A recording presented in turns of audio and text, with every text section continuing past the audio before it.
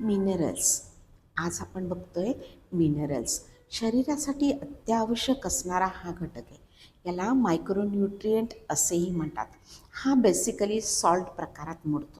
यात low, calcium, magnesium, phosphorus, zinc, potassium आणि selenium यांचा समावेश होतो. आयोडीन, सल्फर, मॅंगनीज यासारखे लघुखनिजेही असतात. तर मग आपण आता बघतोय कॅल्शियम. आहारातील अतिशय महत्त्वाचं मिनरल्स आहे. हे मिनरल्स दात, हाडे, हृदय, रक्तवाहिन्या यांच्या कार्यासाठी आवश्यक असते. काही महत्त्वाची कार्य यात हाडे आणि दात मजबूत ठेवते. महत्त्वाचे म्हणजे स्नायूंचे आकुंचन आणि प्रसरणासाठी कॅल्शियमची आवश्यकता असते.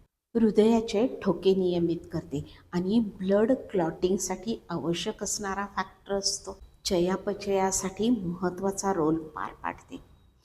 पण कॅल्शियमच्या शोषणासाठी व्हिटॅमिन डीची आवश्यकता असते आणि असे हे व्हिटॅमिन डी आपल्याला सूर्यप्रकाशापासून उपलब्ध होते.